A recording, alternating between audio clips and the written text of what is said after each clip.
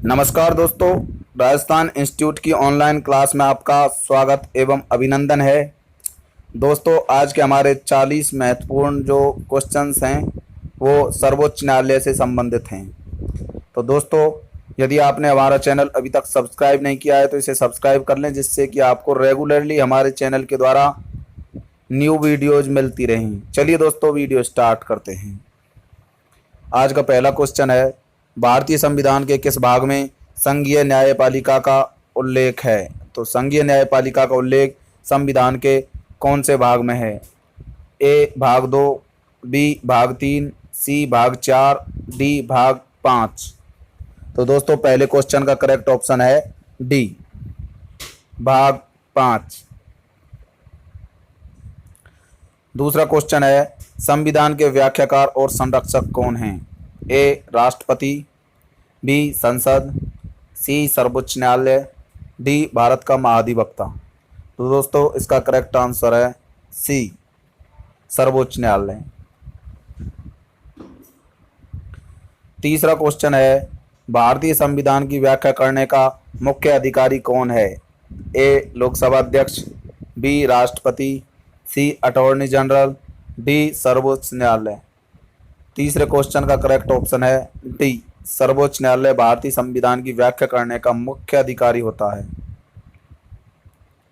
Next question है, निम्नलिखित में से किसके अंतर्गत भारत में सर्वप्रथम सर्वोच्च न्यायालय की स्थापना हुई? ए रेगुलेटिंग अधिनियम 1773, बी चार्टर अधिनियम 1853, सी भारत सरकार अधिनियम 1935, डी भारतीय संविधान 1950। चौथे क्वेश्चन का करेक्ट आंसर है ए रेगुलेटिंग अधिनियम 1773।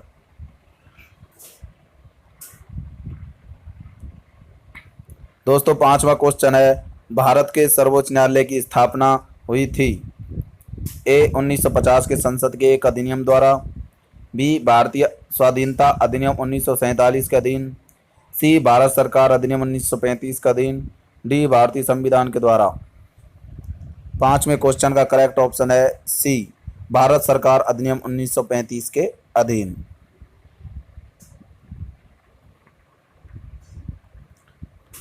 छठवां क्वेश्चन है, मूल रूप से संविधान में सर्वोच्च न्यायालय में मुख्य न्यायाधीश के अतिरिक्त कितने न्यायाधीश की व्यवस्था थी? ए 6, बी 7, सी 9, डी 12। छठवें क्वेश्चन का करेक्ट ऑप्शन है बी, 7।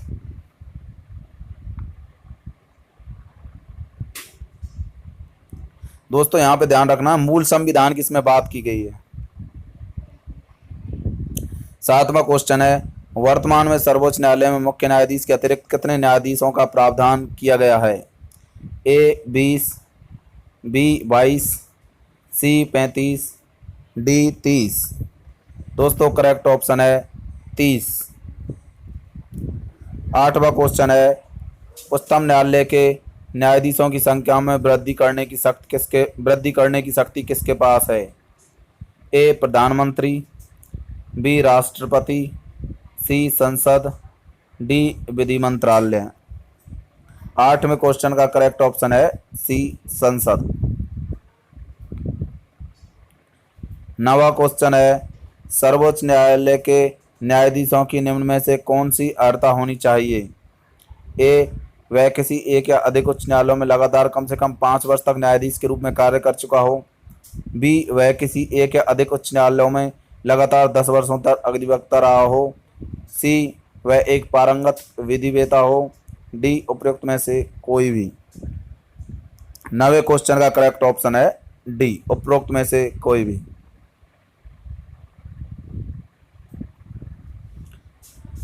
10वां क्वेश्चन है, सर्वोच्च न्यायालय के मुख्य न्यायाधीश की नियुक्ति कौन करता है?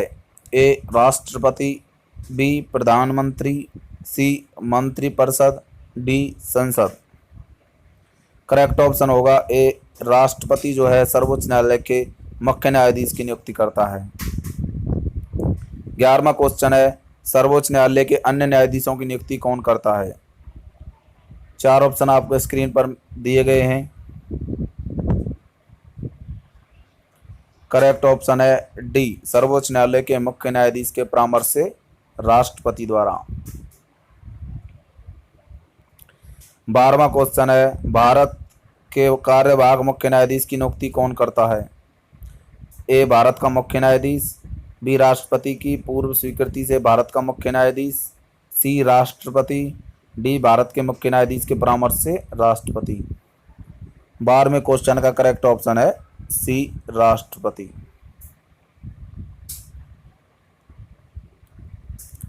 13वां क्वेश्चन है, राष्ट्रपति सर्वोच्च न्यायालय के अन्य न्यायाधीशों की नियुक्ति में किससे परामर्श करते हैं?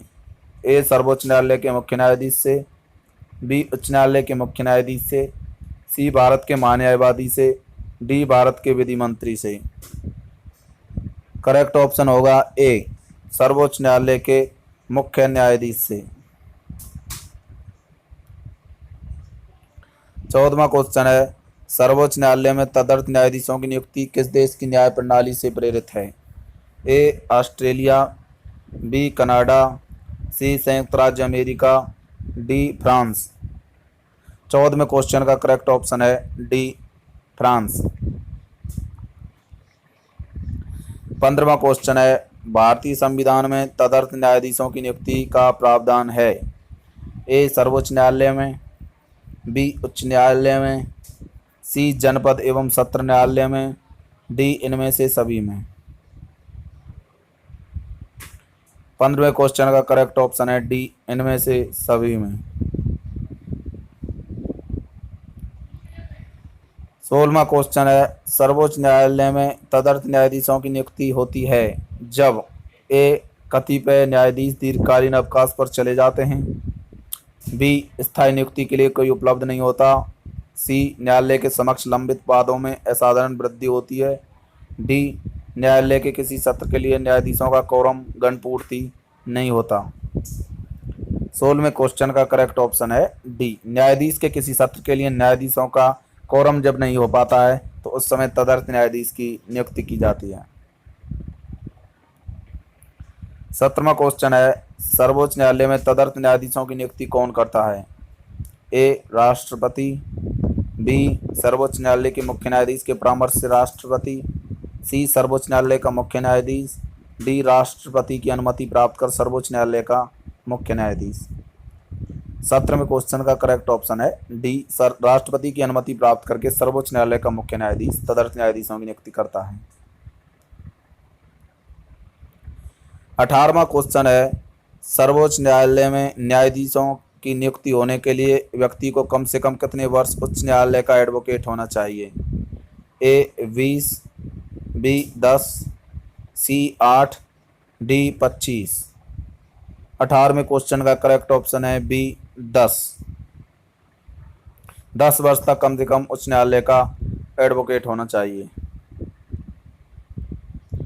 19वां क्वेश्चन है, भारत के सर्वोच्च न्यायालय का एक न्यायाधीश कितनी उम्र तक अपने पद पर बना रह सकता है? ए, 65 वर्ष, बी, 60 वर्ष, सी, 62 वर्ष, डी, 58 वर्ष। 19वें क्वेश्चन का करेक्ट ऑप्शन है ए, 65 वर्ष।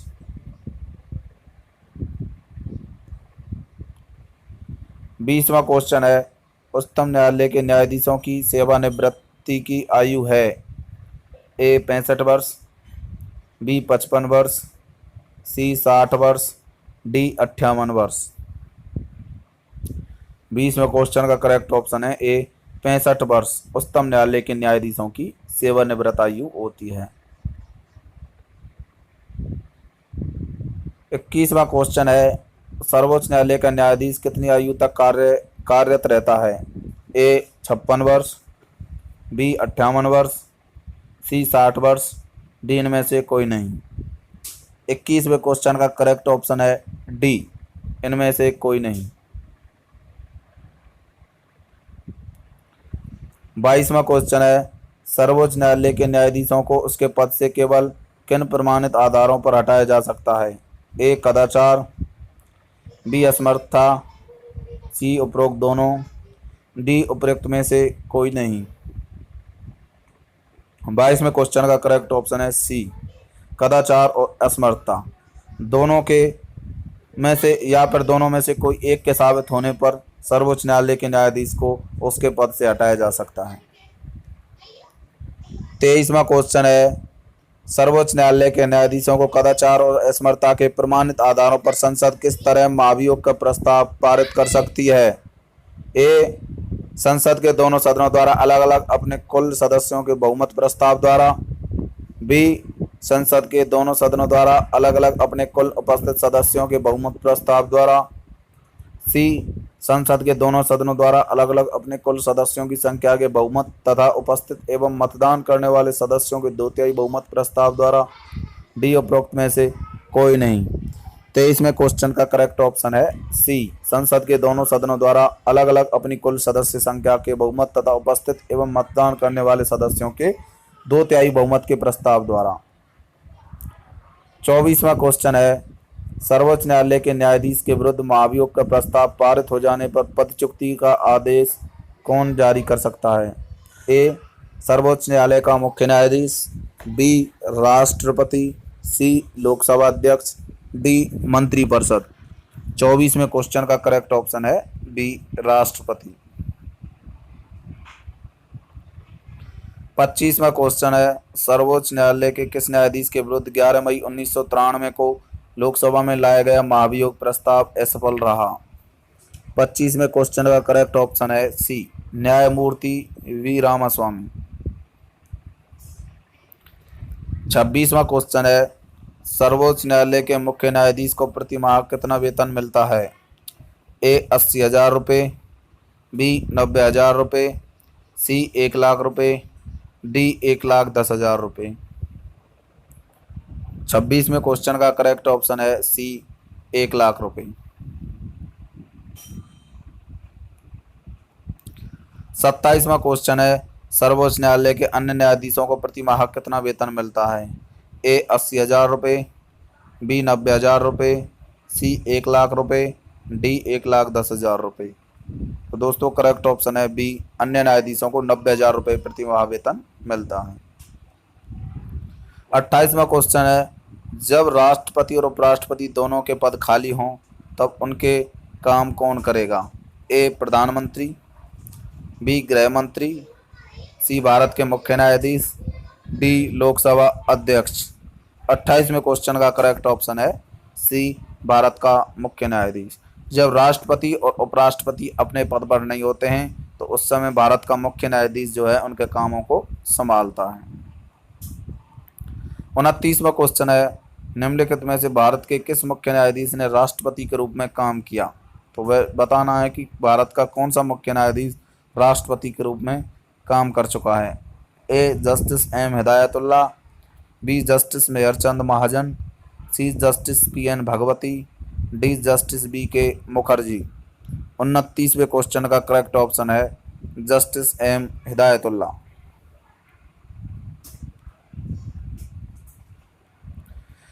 30वां क्वेश्चन है, सेवानिवृत्ति के पश्चात सर्वोच्च न्यायालय के न्यायाधीश वकालत कर सकते हैं? ए, केवल सर्वोच्च न्यायालय में।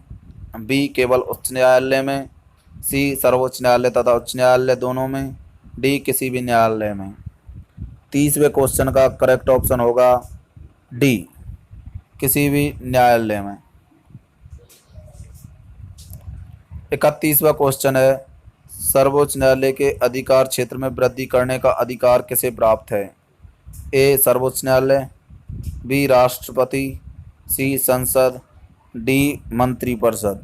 31वें क्वेश्चन का करेक्ट ऑप्शन है सी, संसद।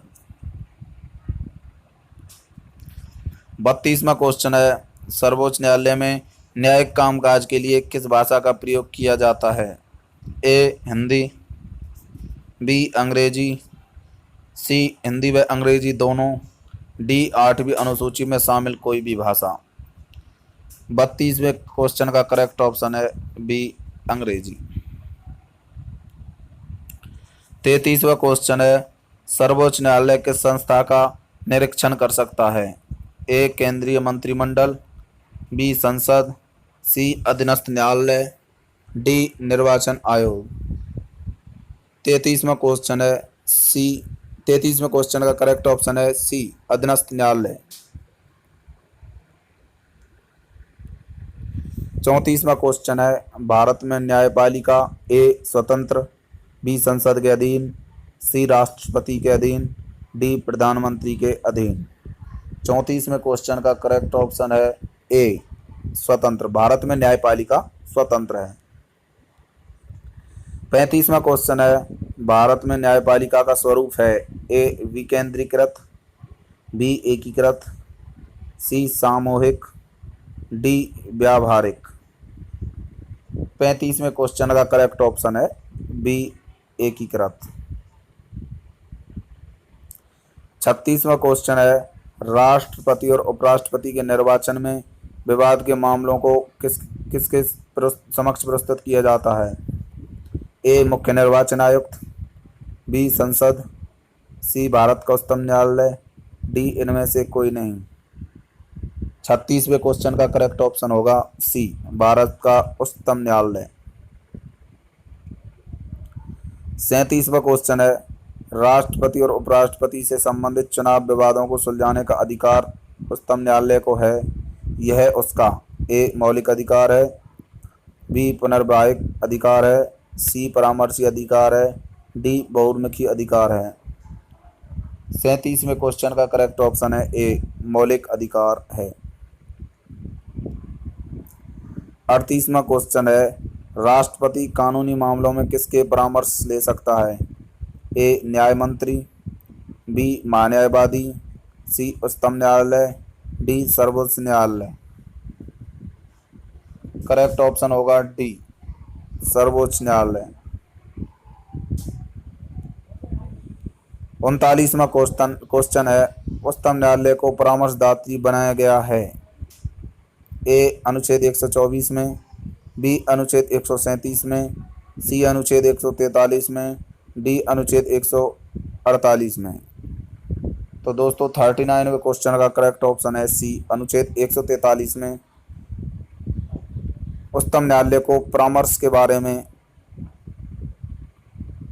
तो दोस्तों उच्चतम न्यायालय परामर्श दे सकता है अनुच्छेद 143 के अनुसार। नेक्स्ट क्वेश्चन है, न्यायिक पुनरावलोकन का अधिकार किसे है?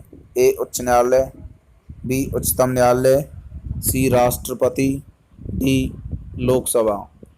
40वें क्वेश्चन का करेक्ट ऑप्शन होगा बी उच्चतम न्यायालय को न्यायिक पुनरावलोकन का अधिकार प्राप्त है। न्यायिक पुनरावलोकन का मतलब है दोस्तों कि न्यायालय द्वारा किसी मामले में सुनाए गए परिणाम को दोबारा से उसको क्या कर सकता है, वो उस पर विचार कर सकता है और उसे बदल भी सकता है। तो दोस्तों ये वीडियो आपको पसंद आई हो तो इसे लाइक कर लें, चैनल को सब्सक्राइब करना ना भूलें, जिससे आपको रेगुलरली इसी प्रकार की वीडियोस हमारे चैनल राजस्थान इंस्टीट्यूट के द्वारा मिलती रहें। धन्यवाद दोस्तों।